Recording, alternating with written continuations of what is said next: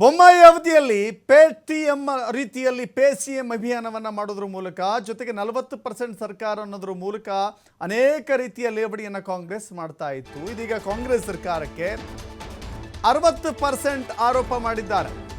ಕಾಂಗ್ರೆಸ್ ಅವಧಿಯಲ್ಲಿ 60% ಲಂಚಾವತಾರ, ಇದನ್ನು ಕಾಂಗ್ರೆಸ್ ಪಕ್ಷದ ಕಾರ್ಯಕರ್ತರೇ ಒಪ್ಪಿಕೊಂಡಿದ್ದಾರೆ ಅಂತ ಮೈಸೂರಿನಲ್ಲಿ ಕೇಂದ್ರ ಸಚಿವ ಎಚ್.ಡಿ. ಕುಮಾರಸ್ವಾಮಿ ಬಾಂಬ್ ಹಾಕಿದ್ದಾರೆ.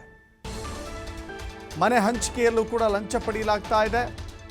ಮೊದಲು ಪಿಡಿಒ ಲಂಚ ಪಡಿತಾ ಇದ್ರು, ಈಗ ವಿಧಾನಸೌಧದಲ್ಲಿ ಸಚಿವರೇ ಲಂಚ ಪಡಿತಾ ಇದ್ದಾರೆ. ಸತ್ಯಮೇವ ಜಯತೆ ಅಂತೆ ಸಿದ್ದರಾಮಯ್ಯ ನಡೆದುಕೊಳ್ತಾ ಇದ್ದಾರಾ? ಅವರ ಆತ್ಮಕ್ಕೆ ಅವರೇ ಉತ್ತರ ಕೊಟ್ಟುಕೊಳ್ಳಲಿ. ಸಿಎಂ ಸಿದ್ದರಾಮಯ್ಯ ವಿರುದ್ಧ ಕೇಂದ್ರ ಸಚಿವ ಎಚ್.ಡಿ. ಕುಮಾರಸ್ವಾಮಿ ವಾಗ್ದಾಳಿ ಮಾಡಿದ್ದಾರೆ.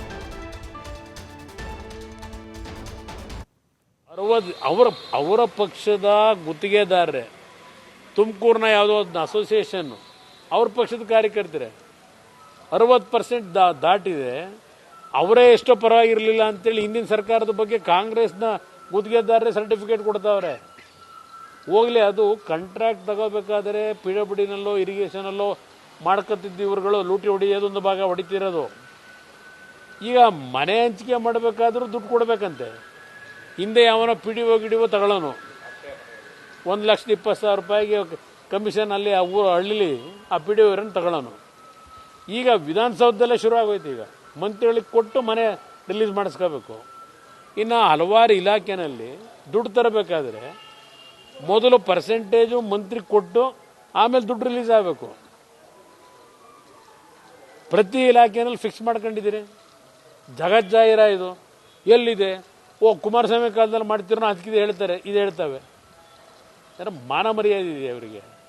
ದುಡ್ಡು ತಿನ್ನಕ್ಕೂ ಒಂದು ಇತಿಮಿತಿ ಬೇಡ, ಇತಿಮಿತಿ ಬೇಡ. ಇದಕ್ಕೆ ಅಧಿಕಾರಿಗಳು ಎಲ್ಲಿಂದ ಕೆಲಸ ಮಾಡ್ತಾರೆ? ಈ ಥರ ಆಗೋದ್ರೆ ಯಾತಕ್ಕೆ ಆತ್ಮಹತ್ಯೆಗಳು ನಡೀತಾವೆ? ರೈತರ ಆತ್ಮಹತ್ಯೆ ನೋಡ್ತಾ ಇದ್ದೋ.